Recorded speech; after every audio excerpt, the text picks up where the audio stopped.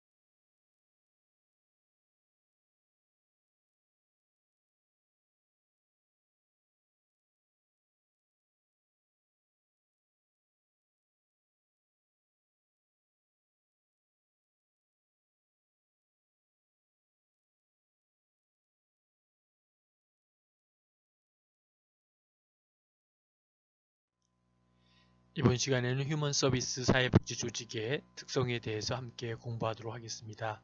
담당의 김성철 교수입니다. 휴먼 서비스란 사회복지 서비스를 비롯해서 의료와 교육, 보육과 케어, 정신보건, 개인 및 가족 문제 상담 등의 제반 대인적 서비스들을 포괄하는 개념이다 라고 설명할 수 있습니다. 휴먼 서비스라는 용법은 인간적 상호작용을 본질적으로 속성으로 하는 조직이나 또는 서비스를 통칭하는 데 쓰이고 있습니다. 또는 보건과 복지, 교육, 고용 등과 같은 현실적으로 기축된 분야들의 프로그램이나 서비스들을 묶어내기 위한 방법으로 동원되기도 합니다.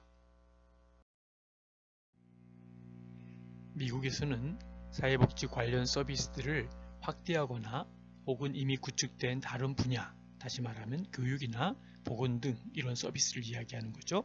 이러한 서비스들과의 연계를 꾀하는 과정에서 복지라고 하는 이 웰페어에 대한 사회적인 낙인을 우리는 소셜 스티그마라고 이야기하죠. 이런 소셜 스티그마를 회피하기 위해서 휴먼 서비스를 사용하고 또 그러한 용어로 대체되었다라고 볼 수가 있습니다. 어떻습니까? 우리나라에서는 휴먼 서비스와 유사한 맥락에서 사용되는 용어들로 대인적인 사회 서비스, 이 퍼스널 소셜 서비스라고 그러죠. 이 대인적인 소셜 서비스에 대해서 사회사업 서비스 또는 소셜 서비스 이렇게 등으로 사용되고 있습니다. 전형적으로 휴먼 서비스의 개념은 바로 이 사회복지 서비스와 밀접히 관련되어 있다라고 하는 것이죠. 저는 개인적으로 사회복지에서 특히 제일 좀 자주 사용하거나 또 필요하다라고 하는 용어 중에 하나는 바로 이러한 휴먼 서비스, 약자로 HS 이렇게 쓰죠.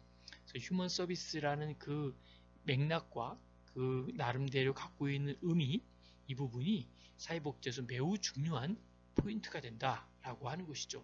그래서 여러분들이 HS, 다시 말하면 휴먼 서비스에 대한 나름대로의 정립과 또 자기 자신의 소신, 또 자기 자신의 미션 이런 부분들을 한 번씩 되새겨 보시면 좋으리라 생각을 합니다. 사회복지 서비스가 이 복지에 내재된 빈곤 문제와의 결부 이미지에서 자유롭지 못한 반면에 휴먼 서비스는 그에서 자유로울 수 있다는 차이가 있습니다. 이로 인해서 휴먼 서비스 개념은 보편적인 서비스를 우리가 유니버설 서비스라고 그러죠. 유니버설 서비스라고 하는 욕구를 포괄적으로 담기에 유리할 수 있다라고 볼 수 있습니다. 사회복지 서비스를 교육이나 또는 의료 서비스 등과 같이 특정한 대상이나 분야에 대한 전문 영역의 서비스로 간주하는 측면도 있기 때문에 사회복지 서비스라는 용어는 보편적 서비스들을 포괄적으로 지칭하는 용법으로 쓰기에 더욱 힘들다라고 볼 수 있습니다. 우리가 보편적 서비스라고 하는 것과 대치되는 것이 이제 선별적 서비스다라고 하는 것이죠. 좀 더 전문적인 용어로는 유니버설 서비스와 셀렉티비즘이라고 하는 셀렉트라고 하는 것은 뭔가 이렇게 선별된다라는 것이죠. 그래서 유니버설 그다음에 셀렉트라고 두 개의 단어도 기억하시면서 이 사회복지는 보편적인 사회복지와 선별적인 사회복지 두 개가 우리 사회복지 현장에서 자주 등장하고 인용되고 있는 용어다 이렇게 이해하시면 될 것입니다. 대부분의 선진 국가들에서 사회복지 서비스가 포함된 개념의 휴먼 서비스는 확대되고 있다는 것이죠. 그러한 추세가 1980년대 이후로는 보다 다양한 맥락에서 진행되고 있습니다. 서구 사회에서는 소득 재분배와 현금 이전 전략에 기초한 복지 국가적 공급 방식의 한계에 대한 안정에서부터 비롯되어 이를 통한 빈곤 탈출을 의도하는 바로 이 생산적 복지의 맥락에서 강조되기도 합니다. 이러한 경우에는 고용 서비스와 교육, 재교육, 취업교육, 그리고 훈련을 강조하고 바로 장애인과 노인에 대해서는 바로 현금 이전보다는 가능한 취업 알선 등으로 접근하려는 경향을 늘려가고 있습니다.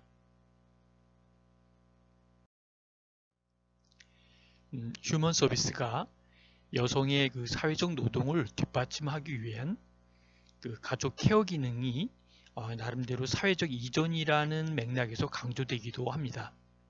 더 나아가서는 아동보육 서비스라든지 또는 타가 서비스, 그리고 청소년 방과후 서비스, 그리고 더 나아가서 다양한 형태의 양로 서비스 등이 모두 이런 경우다라고 볼 수 있습니다.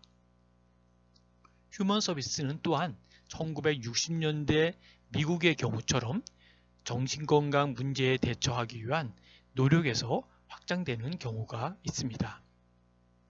이때는 신체적 원인에 의한 정신병리뿐만 아니라 가정폭력, 성폭력, 청소년 비행 등에 대한 사회적 병리론 문제들에 대한 예방과 치료 서비스들도 포함하고 있다는 것도 우리가 알 수 있습니다. 다시 말하면 휴먼 서비스라고 하는 이 부분은 여러 부분 속에서 또 여러 분야 속에서 새롭게 또 나름대로 많은 다양성 속에서 나타나고 있는 이런 부분에서 이 사회라고 하는 부분이 발전되면 발전될수록 거기에는 많이 병리적인 문제도 있고 또 문제를 해결하기 위한 많은 또한 서비스들이 생기긴 하지만 그러한 것들이 바로 사회복지가 진행하는 데 있어서 계속 발전도 하고 더 나아가서는 또 사회복지의 역량을 발휘할 수 있는 그런 부분이다라고 하는 것이죠.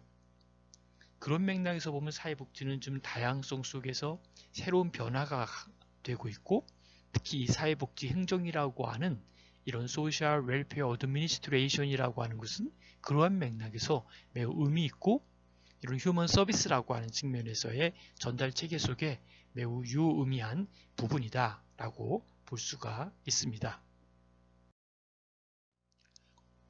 한국 사회에서도 2000년대를 전후한 시기에 국가적 복지 공급의 확대를 의도하면서 이와 같은 휴먼 서비스 접근에 대한 필요성이 강조되어 왔습니다.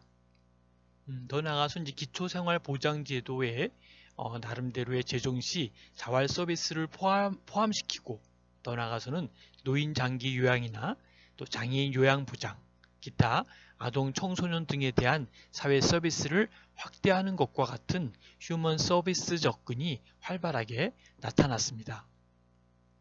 최근에는 바로 노동 이민자와 결혼 이주 여성 그리고 탈북자 등에 대한 사회적 배제의 예방이나 또 치유 노력들을 위한 접근에서도 다양하게 활용되고 있습니다. 자, 그런 의미에서 본다면 바로 이런 한국 사회가 2000년대를 전후해서 나름대로 어떤 그 국가적 복지 공급의 확대가 얼마큼 의도됐는지 그리고 또 이와 같은 휴먼 서비스 접근이 왜 필요하고 또 왜 강조되었는지를 우리가 여러 맥락에서 볼 수가 있습니다. 우리 사회복지에 한번 또 우리 생각할 것 중에 하나는요. 사회가 발전하면 발전할수록 나름대로 거기에 병리적인 부분이 나타난다고 말씀을 드렸죠. 그런데 더 또 우리가 기억해야 될 것은 사회가 어렵고 힘들고 또 나아가서는 많은 문제점이 있을 때 그때 사회복지는 더 해야 될 일도 많고 새로운 제도도 만들어지고 또 거기에 따른 많은 부가적인 일들이 생긴다는 것이죠. 다시 말씀드리면 지금 말씀드린 대로 노인 장교양이나 또 장애인 요양보장이라든지 또 아동 청소년 등에 대한 사회복지 서비스가 확대된다는 이런 부분은 뭘까요? 바로 그 부분 속에서 많은 문제점과 또 그들의 클라이언트들의 니즈가 더 다양하게 많아지고 있다는 것이죠. 말씀드린 바대로 결혼 이주 여성이라든지 특히 탈북자에 대한 이러한 부분 속에서 또 얼마만큼 우리가 해야 될 역할들이 많은지 다양한 사회복지 영역이 만들어져 가고 있고 또 많은 부분이 펼쳐져 가고 있다라고 하는 것도 우리가 기억하면 좋겠습니다. 휴먼 서비스를 생산하는 방식은 다른 유형의 서비스 생산과 비교해서 현격하게 차이가 나는 독특함이 있다라고 볼 수 있습니다. 그 이유는 무엇일까요? 바로 휴먼 서비스의 그 본질적인 성격 자체가 독특함을 갖고 있기 때문입니다. 휴먼 서비스라고 하는 이 HS라고 하는 이것은 바로 서비스 제공자와 또 수요자 간의 긴밀한 대인적인 상호작용에 의해서 생산되고 또 생산되는 특성이 있다라고 하는 것이죠. 그러한 성격의 그 서비스 생산을 위해서 동원되는 조직 방식은 바로 다른 생산물의 조직 방식과는 다를 수밖에 없다라고 하는 것을 우리가 알 수 있습니다. 그리고 비록 그 휴먼 서비스의 확대 정책이 복지 공급의 확대 목적보다는 바로 휴먼 서비스의 생산의 노동 집약적 특성에 따른 막대한 일자리 창출 효과를 우선시한다는 부정적인 시각도 있습니다. 그럼에도 적어도 우리나라에서는 이러한 두 가지 목적이 결합되어 있기 때문에 바로 현재와 향후의 사회복지 공급에서 휴먼 서비스적 접근이 확대될 것이다 라는 전망을 부인하기는 어렵습니다. 휴먼 서비스에 대한 논의들에 대한 공통점 중에서 첫 번째는 휴먼 서비스는 노동 집약적이고 그리고 공동 생산의 특성을 띈다라고 볼 수 있습니다. 더 나아가서 휴먼 서비스의 생산 과정은 사람들 간의 관계를 구성하고 그리고 제공자와 수요자 간의 긴밀한 대면적 상호작용으로 이루어진다라고 볼 수 있습니다. 두 번째는 휴먼 서비스 생산은 가치 지향적이다라는 것이죠. 휴먼 서비스 생산을 위해 필요한 충분한 그리고 기술적 지식이 부족하다는 한계와 함께 인간 존재의 이해와 가치성과 윤리성 개입이 불가피하다는 이유 등으로 인해서 휴먼 서비스 생산 과정은 가치와 윤리적 판단들이 개입될 수밖에 없는 독특함을 띠고 있다라고 하는 것이죠. 세 번째, 휴먼 서비스의 노동은 전문직에 의한 조직 과정에서 수행된다라고 볼 수 있습니다. 휴먼 서비스 업무자들은 바로 인간에 대한 불확실한 지식 체계에도 불구하고 대상자에게 치명적인 결과를 초래할 수 있다라는 판단을 내리도록 요구받기도 합니다. 그래서 교육 현장, 수술실, 정신상담, 또 아동학대 케이스 등의 사례에서도 무수히 많은 휴먼 서비스 현장의 결정들은 바로 사전에 확정된 지식체계에 의지하기 어렵다라고 봅니다. 이런 경우에 현장 조직은 대개 전문직 개념의 업무자들을 선호하는데 이들은 서비스 조직의 일원으로서뿐만 아니라 소속 전문직의 일원으로서 이중적 책임을 동시에 갖게 됩니다. 그러므로 이들을 주요 인력으로 하는 전문적인 조직은 바로 일반 관료제라든지 또 이런 조직 체계와는 다른 조직적 특성, 그러한 것을 가질 수 있다라는 것이죠. 네 번째는 휴먼 서비스 생산에는 전문성과 통합성의 갈등이 내재하고 있습니다. 인간을 대상으로 하는 휴먼 서비스의 결정적인 특성은 바로 인간 문제의 개별성, individuality와 전일성입니다. holism. 바로 이 개별성과 전일성 이 두 가지가 중심이 돼서 특성을 갖고 있는데요.